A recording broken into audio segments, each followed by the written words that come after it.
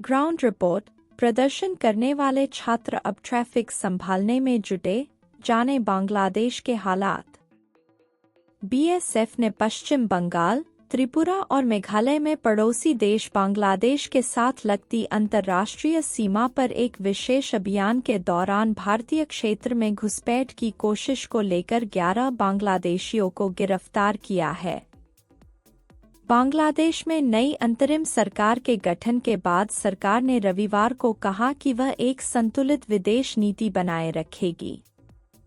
सरकार ने यह भी कहा कि बांग्लादेश भारत और चीन सहित सभी के साथ सुचारू और सकारात्मक संबंध बनाए रखना चाहता है। शेख हसीना के देश छोड़ने से लेकर नोबेल पुरस्कार विजेता मोहम्मद यूनुस के नेतृत्व में अंतरिम सरकार बनने तक बांग्लादेश में क्या बदला है, इंडियन एक्सप्रेस के रिपोर्टर शुभाजीत रॉय ने बताया। आंखों देखा हाल। सत्ता परिवर्तन के साथ ढाका की सड़कों पर भी बदलाव देखने को मिले। कल तक प्रदर्शन कर रहे लोग आज यातायात का प्रबंधन करते दिखे तो वहीं कई दीवारों पर हसीना विरोधी लेख दिखे। एक हफ्ते बाद भी ढाका में अराजकता के संकेत मिलते हैं। हाँ, इतना जरूर है कि अंतरिम सरकार के शपथ लेने के बाद ढाका की दीवार पर लिखावट बदल गई है। ढाका में अंतिम 7 दिन वास्तव में युग परिवर्तन का प्रतीक है। मेट्रो के खंभों पर खूनी हसीना, हम जीत गए, ओए हसीना तुम कहाँ गायब हो गई जैसी लिखावटों से स्प्रे पेंट किया गया है। उनके पिता और बांग्लादेश के संस्थापक शेख मुजीबुर रहमान को भी नहीं बख्शा गया। ढाका के हजरत शाहजलाल अंतर्राष्ट्रीय हवाई अड्डे के ठीक बाहर उनकी मूर्ति टुकड़े टुकड़े में बिखरी पड़ी है। हसीना के समर्थकों का कहना है कि देश भर में मूर्तियों को नष्ट कर दिया गया है।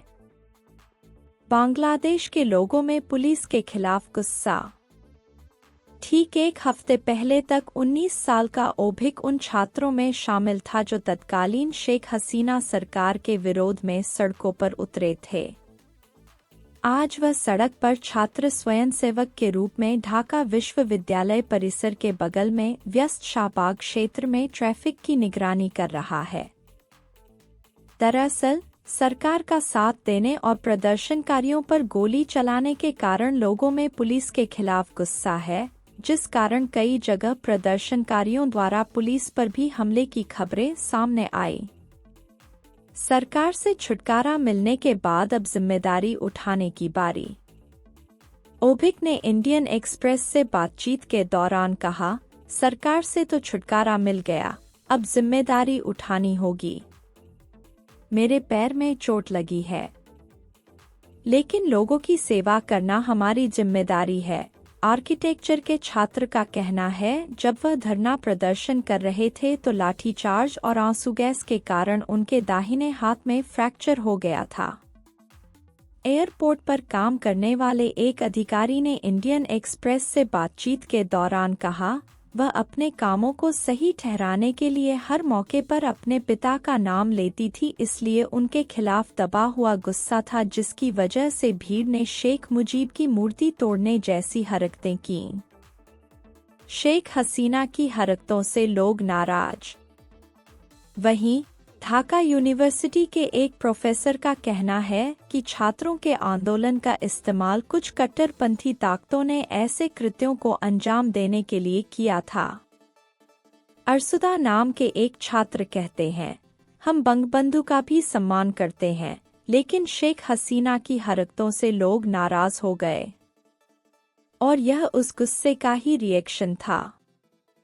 रविवार को विपक्षी नेताओं में से एक बीएनपी के सलाउद्दीन अहमद 9 साल विदेश में रहने के बाद बांग्लादेश लौट आए। ढाका विश्वविद्यालय में राजनीति विज्ञान की प्रोफेसर तस्नीम सिद्दीकी कहती हैं, इतने वर्षों तक लोगों की असहमति को कुचलने के बाद लोगों ने सोचा कि वह अजेय थी, लेकिन छात्रों को घुटन महसूस होने पर लोगों ने शेख हसीना को भी गिरा दिया। अवामी लीग की युवा शाखा छात्र प्रदर्शनकारियों पर भड़क उठी थी। प्रदर्शन में शामिल छात्राओं के साथ भी दुर्व्यवहार किया गया था। शेख मुजीब की मूर्तियां तोड़ी गईं। वह आगे कहती हैं, युवा महिला छात्रों पर हमला वह पॉइंट था जिसने छात्र प्रदर्शनकारियों को उकसाया, जिससे वे पुलिस और अवामी लीग समर्थक छात्र विंग के साथ टकराव की राह पर आ गए। लेकिन जब मुजीब की मूर्तियां तोड़ी गईं तो हम रोए। यह सब किसी के नियंत्रण में नहीं था। प्रोफेसर मिसबाह कमाल, जो ढाका विश्वविद्यालय में इतिहास पढ़ाते थे और अब एक निजी विश्वविद्यालय के कुलपति हैं, वह इसे 1969 में छात्रों के विरोध प्रदर्शन के समान बताते हैं, जिसके कारण पाकिस्तान के सैन्य तानाशाह जनरल अयूब खान का पतन हुआ। कमाल ने इंडियन एक्सप्रेस से बातचीत के दौरान कहा, अयूब खान ने पूर्वी पाकिस्तान में बहुत सारे विकास कार्य किए थे, लेकिन लोग बोलने का अधिकार और अपने मानवाधिकारों की सुरक्षा चाहते थे। हसीना ने भी कई विकास कार्य किए, लेकिन वह छात्रों के प्रति काफी कठोर हो गई। छात्रों के खिलाफ इस तरह की हिंसा अयूब खान के समय में भी नहीं हुई थी। भारत चीन के साथ अच्छे संबंध चाहती है बांग्लादेश की नई सरकार।